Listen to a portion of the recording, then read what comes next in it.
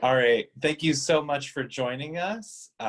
We're just gonna introduce ourselves and then we'll let you know what's going on here. My name is Zach Apony. I use they, them pronouns, and I am the dramaturg for BAKKHAI Variations and kind of this whole project Villanova Theater is undertaking. And I'm Heidi Rose. I use she, her pronouns. I am the chair of the communication department and a professor in the department specializing in performance studies, and I'm the director of this reading of the BAKKHAI. Great. And to kind of set the context of what we're here to talk about, the BAKKHAI Variations project as a whole was in response to us planning to do a full production of Anne Carson's BAKKHAI in our brand new performing arts space, the Mullen Center for the Performing Arts. But unfortunately, due to the pandemic, we had to kind of rearrange things. And so we commissioned 5 of our alumni to write plays in response to BAKKHAI, but we really thought it would be important to have a reading to give you context of not just the BAKKHAI in general, but the specific version that inspired us. And so the reading will be streaming before as well as after a couple of them have dropped. So we're just going to have a little bit of a conversation to share some of our thoughts and context and experience with this play. And hopefully that will enliven the context in which you enjoy this reading and the future shows. So kind of my first topic for conversation is much more general. It's about ancient Greek theater. It's so old, it's over 25 centuries at this point. And yet we keep returning to it. We have this fascination with doing it when there's so many new stories to tell. Heidi, why do you think we keep coming back to this well of ancient Greek theater? Because these playwrights understood what it means to be human, what it means to struggle with the big questions of what does it mean to lead a good life? What does it mean to wrestle with death? What does it mean to realize that you have been put into incredibly difficult situations and then have to make a decision on how you're going to act? What choices are available to you? And what does that mean about who you are as a person? So they're just endlessly rich. They're endlessly relevant. I'm really, really lucky to be able to teach in my department's summer study abroad in Greece program, where we look at the origins of both performance and rhetoric in ancient Greece. And so I'm teaching this material in its place of origin, albeit in English translations. But the students get to experience it all in where it started and recognize how profoundly relevant it is. So with and Euripides is my personal favorite because he was so contemporary, and all of them, all the 3 greats, Aeschylus, Sophocles, Euripides, they spoke to their contemporary audiences, their contemporary communities. So they were drawing from these stories and characters that everybody knew, that were centuries old, but they were always reshaping them, right? They were always saying, all right, how can we understand this character in our current situation? And so in our current world. And so that's what we're doing every time we do a production of these works. We're saying, okay, how do these speak to our contemporary communities? And Euripides just did it very pointedly, and I think in a way that made everybody sit up and take notice and question who these people were, why they do what they do, and how they could see themselves, in them. And he challenged his audiences, and I think that's what I like about him too. Yeah, big time. Man, I want to do that study abroad program. I'm gonna see if I can pull that off.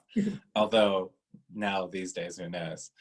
But anyway, I think you really hit the nail on it. And there was kind of this convention. Aristotle talks about this in Poetics, but it's clear in some other places as well that the tragedies were not necessarily a place to solve everything, that they were meant to pose difficult questions. They were meant to engage in civic discourse and not necessarily propose like a single critique, a single idea or philosophy, but much rather like showing how difficult it is to be to just be a human and be faced with the constant choices we're all faced as human. And that those sorts of plays, I think, will always remain universal. They'll always remain interesting as long as those questions remain unanswered. Um, and Right. There was another thing inside of what you just said. Oh, right. This is just a fun little piece of context that I talk about in terms of Euripides challenging his audiences, which is that he was so challenging in many ways that he was, of those three greats, what we call the three greats, the least popular. Not everyone might know this, but the tragic contests were actually contests. That the Great Dionysia, where these plays premiered, was a contest, and there were judges, and people decided which, of the playwrights presented the best plays. And Sophocles won dozens of times. Aeschylus also won a fair amount, and Euripides won a total of 4 times. One of which was after his death, and that play, in fact, was BAKKHAI. It was indeed. It also had another play that we have today called Iphigenia and Alice, but the kind of headliner of the trilogy was BAKKHAI, and that was the year after he died, and he won that year, even though he wasn't alive, and it was produced by his son, which I think is kind of sweet, taking on the family business. Anyway, do you have any other thoughts about this, or do you want to move on to my my next question to get more into BAKKHAI? Let's get back in. Let's go ahead and get into BAKKHAI. Yeah, because there was something you said that triggered something in my mind, and then it left. So if it comes back, I'll jump in with it. Isn't that the way? So yeah, I wanted to really spend some time and dig into why BAKKHAI. There are only, we actually don't have all the plays. We only have a fraction of what was produced at the time. Many of it was lost to time or never written down after its first performance. But of the plays that we have, some are very, very popular. And since kind of this big resurgence in the middle of the 20th century, BAKKHAI has remained perpetually popular. There are lots of versions and new translations of it, and lots of productions of each individual, producible translation. So what do you think it is about BAKKHAI in particular that really draws theater makers and scholars toward it? Right. So this ties to what I now remember I wanted to add a moment ago, that Euripides was particularly good at addressing social norms and problems that he saw within society that I think weren't as overtly addressed. And obviously, I would love to sit down and have a cocktail with him and talk about it, and we can't. But based on the way he writes, he dealt with big questions about women in society. He dealt with big questions concerning xenophobia, that fear of foreigners that you see just throughout some of these stories, sexuality in general, issues around control and power and tyranny, and struggles with what it means to, be a good part of society, a good part of the polis, a good citizen, if you're a man, because of course if you were a woman you weren't, but and then also to live in a way that still allows for release and not being tied to all areas of law, of order, of social norms. And this is separate from BAKKHAI, but he was deeply against war, and he was living within the time of the Peloponnesian War, which just destroyed Athens, and Athens wouldn't let go of its aggressiveness. And he was deeply against it and challenged it all the time. And that was, I think, another part of what he really wanted his fellow Athenians to question, to say, why are we doing what we are doing? And so BAKKHAI, I think, appeals to us now because it can be addressed from so many different places. And these two polarizing forces of Pentheus and Dionysus, who are very similar. They're cousins, even one is a god and one is a newly made king of Thebes. But they're both presented as young and as fully entrenched in what they believe is right, and each wanting full control over their particular realm and what they, what they see is a right course of action. And I think that continues to appeal to us because we're often pulled between these two poles. Pentheus is all about law, order, control of people. He's a king, and he's going to rule with an iron fist because he doesn't want to be questioned, and he likes things to be neat and tidy and not delve into anything that's kind of, messy about what it means to be human. And Dionysus is all about the body and release. He's the god of letting go, but he also wants control of what he wants control of. So I think that's a continual kind of draw and appeal to us, and especially now. There's a whole thing about sexuality that I definitely want to explore, but also I think Euripides is telling his fellow Athenians, and it definitely resonates now, that no matter how advanced human beings become, we just can't control everything. We cannot control the universe. We cannot control that. We try to dominate. We try to dominate nature. We can build our cities and our highways, and we can fly across the world, and we can deplete, our carbon footprint continues to expand, and we go, yeah, no problem. And then we are facing these fires and these hurricanes and these floods and these huge acts of nature that we cannot control. And that is something that's very much in this play. And Dionysus says, yeah, don't even try to control this. You can't.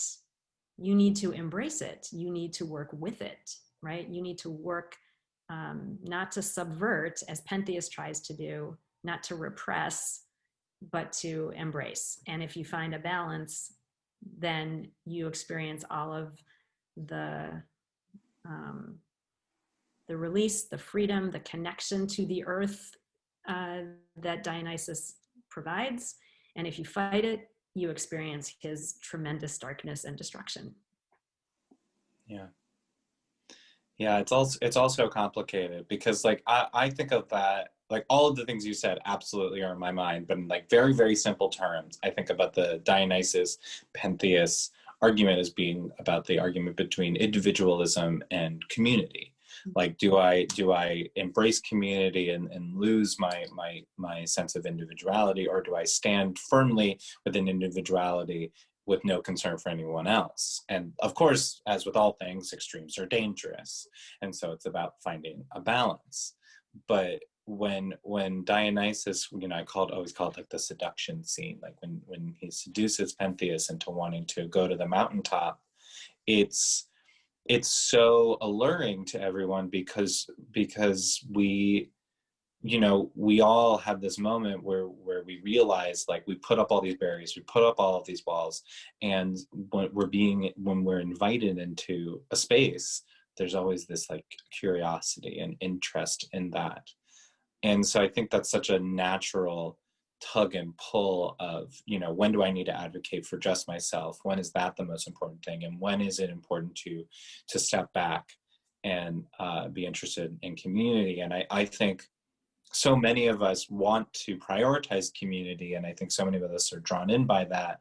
But this play has a really complicated relationship with that, because at the end, Dionysus is so cruel, is so destructive, and so that like absolute abandon might not be the solution, might not be the clean answer. Like, yep, community over individualism every time doesn't work.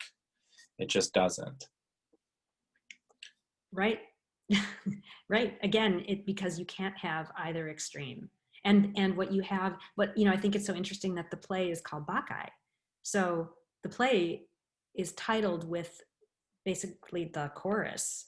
They are these women who follow Dionysus, and they will and proclaim, that they follow him out of their own homes. In the play, they're following the person that he's embodying, and they don't know it's Dionysus, but he is essentially representing Dionysus to them, and they will do anything for that, and they have a sort of singular and collective voice, and they feed off of each other. But the play's not called Dionysus, the play is called Bacchae, and so I think it is about that tension that within the collective or the community, and if and when it goes too far, and they lose that sense of acting for themselves, because it's pretty tough at the end. They don't think he did anything wrong, Dionysus. They don't think he went too far. But we as viewers have to question that, because we see the extreme of what Pentheus wanted, and then we see the extreme of Dionysus's vengeance and action taken accordingly. Yeah, big time. And that reminds me of like another interesting piece of contextual information that I think even makes this more complicated, but I think is really beautiful, is that the spaces of worship to Dionysus, especially those as like kind of depicted or at least hinted at in the play up on the mountaintop, those types of worship were really, like, to use 2020 lingo, very inclusive. Like it was like there were lots of forms of worship that you had to be a member of the polis, or at least be, a woman who was married to a member of the polis to operate within. But the Dionysian worship, especially those outside the city, anyone was entered, welcomed. That's what I'm looking for. Exiles, outlaws, non-citizens, slaves, they were all allowed to, if they had the access to get to wherever that was happening, they were welcomed into that community. And so that loss of individualism is represented in the dropping of societal markers. Yes. What were you going to say? Just that's all, that it's so important to say that it's outside the walls of the city. Yeah. That it's not within the constraints or structures, sometimes constraints, but for sure structures of society. And yeah, so that inclusiveness did not exist within the structures of the city. Yeah, because the tragedies were performed at a festival to Dionysus. It was literally called the Great Dionysia. There was another more minor one, but this was like the big festival to Dionysus every year. But we don't have even concrete evidence that women were allowed to sit in the audience. We're unsure about that. That's like how unclear the inclusiveness of those spaces were. And so there's this real tension that Euripides is pointing out by doing this play that is about, what I call like the rural worship, the mysteries, as we call it, between that and the tragic ritual that he is like currently creating on stage. So there's this like all these layers of Greek history, but also I think that very much exists today, where some of our ritual spaces and some of our theater spaces aren't as inclusive as the worlds we're trying to depict. And so like that's the thing about the continuity. And that's like to draw it back to like the general thing about Greek tragedy is that sense of continuity. There's kind of something reassuring about knowing that the questions that are being grappled with, these questions about community and individual, are not necessarily contemporary problems, but they are a human problem. I think there's something very gratifying about that, but I think there's also something very grounding about that to set in that context. Yeah, BAKKHAI does a really brilliant job of that. Yeah, he does. And I love the word grounding. It is grounding. It makes you feel connected to the millennia and to the central questions about what it means to be human, and to think about all these in relation to how we're living our own lives. Yeah, big time. Well, I want to make sure we have enough time to talk about the particular version that we're investigating for this reading, and that, as I said, inspired this whole season. When we commissioned the playwrights, we didn't say, read any version of BAKKHAI. We said, read this one and see what this one does for you.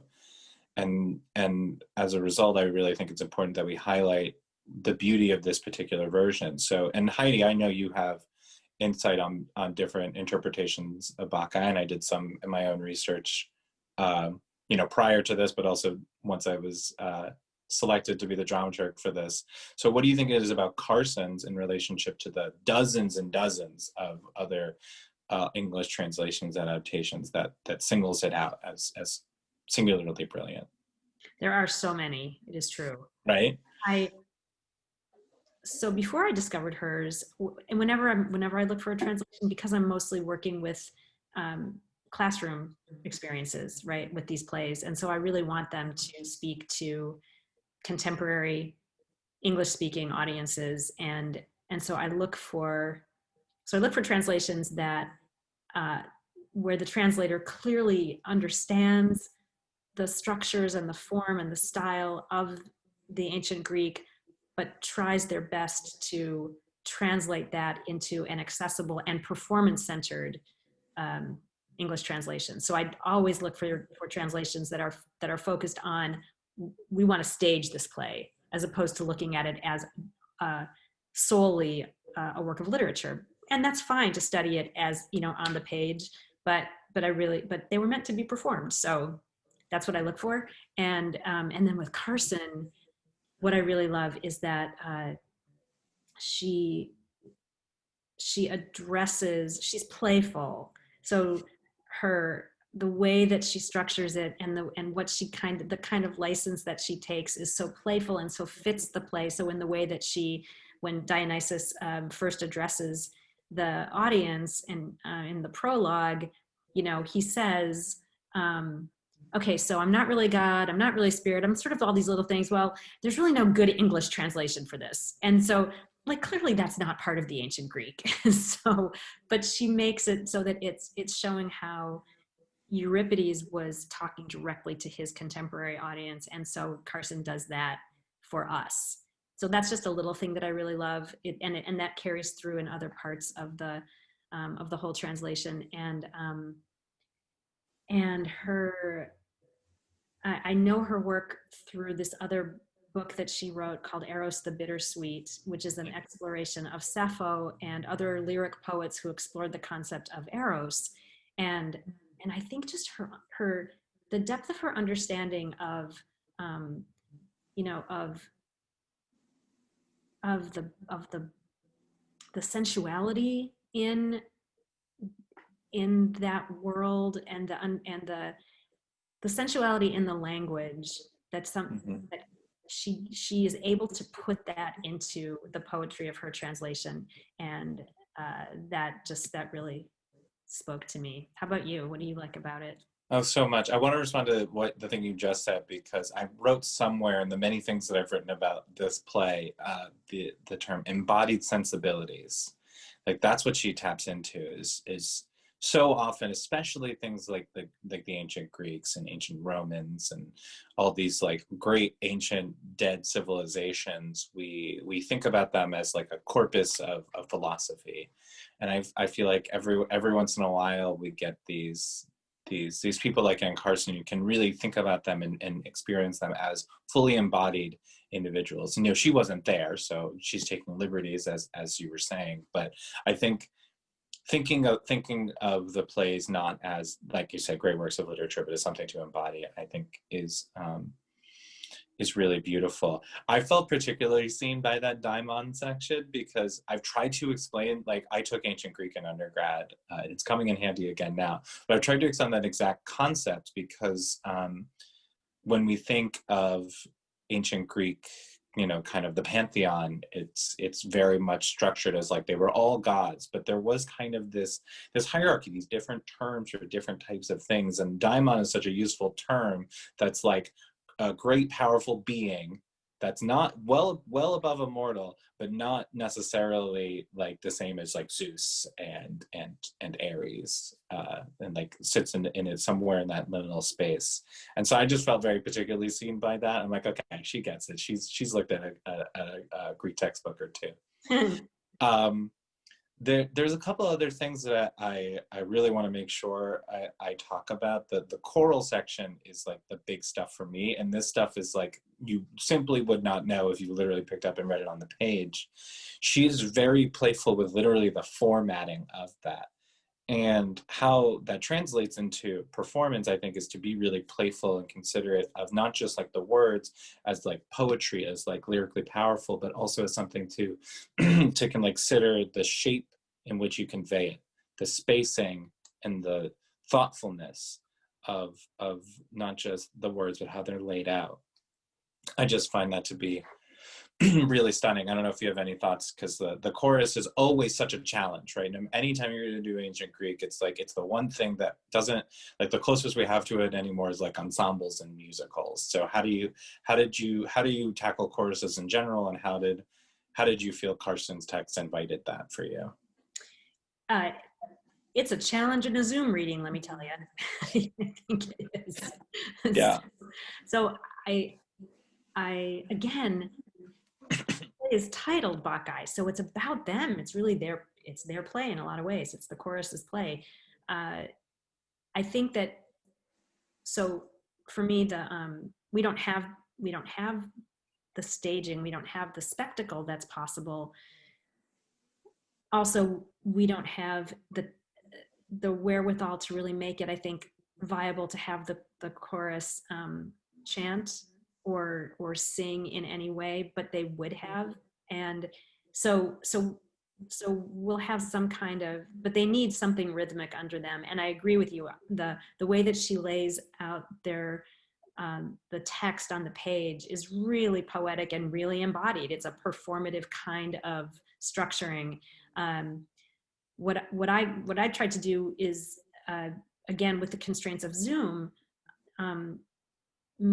try to break up the lines among the chorus members to suggest, to try to approximate in some way that prosody, that the way the lines go on the page. And I don't know how it's going to come across, but I was intending to try to get at that in some way. And I think if it were fully embodied on stage, it would be more fun to play with all of that. But the good thing about Zoom is that we get to really focus on the language. We really get to focus on voice. We get to, and I think that the way that she structured the chorus, at least in my ear, I can really hear them in conversation with each other. So there are all these singular voices that are coming together as a whole, and she lets you envision that on the page. Yeah, big time. I think it's a real invitation to kind of reimagine how we think about choruses. A lot of the scholars that I read, this isn't an exact quote, but basically say the most important relationship the chorus has is actually to the audience, mm-hmm. because they're in many ways like an explanatory tool to kind of like gauge temperature for the audience, is like one way to think about it. And I really think that Carson kind of threads that needle so that you can create a chorus that people can perceive and take in, but that they're much more a cohesive whole in and of themselves, like, but they're doing a lot of this for each other. And so I think you accomplished that really beautifully. The other thing I wanted to say was willingness to make subtext text.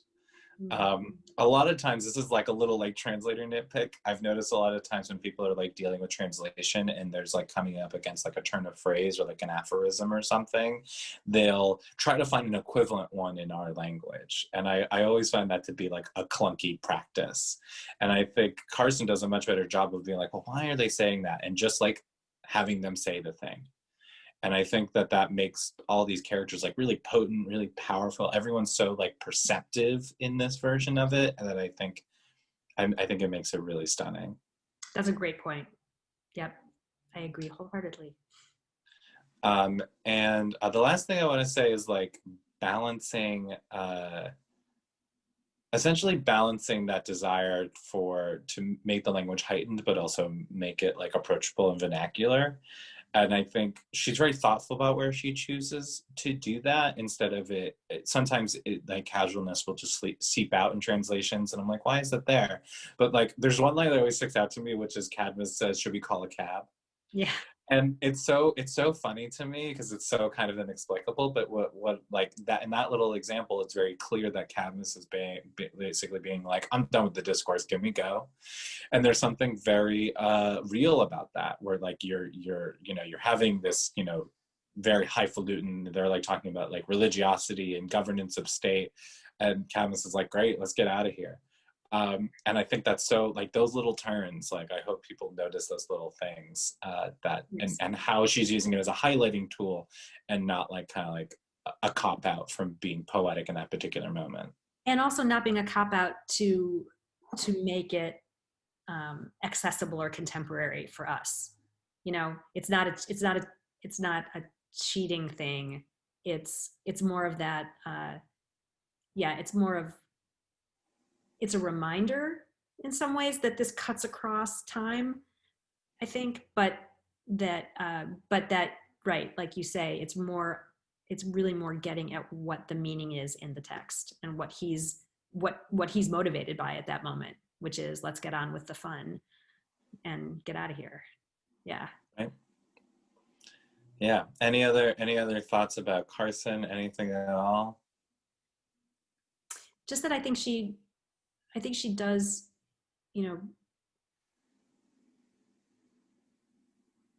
I really like the way that she brings these characters to life. And I think she goes right along with Euripides, even though in another life, I will know ancient Greek. I just know that I will do this. I'm not sure that in this life I can get there, but having read all these translations and knowing about Euripides and that he did use more of a vernacular, right? He used more of a language that said these are real people. I want you to identify with these as real people. So so the herdsman and the servant, and even Pentheus and Dionysus. Dionysus is given he's got these qualities that make him more accessible and understandable, and so I think she does a really good job of making those really rich character distinctions come alive for us. Yeah, big time. It's beautiful. I was really happy when we selected it for the season. I'm happy I got to work with you Me on too. directing it. Well, thank you for sticking with us all this time. We hope you have enjoyed or will enjoy the reading, depending on when you're watching this. And we hope you come to see the many other BAKKHAI variations, or kind of the composite that will come out at the end of all five at once. Thanks so much. Thank you.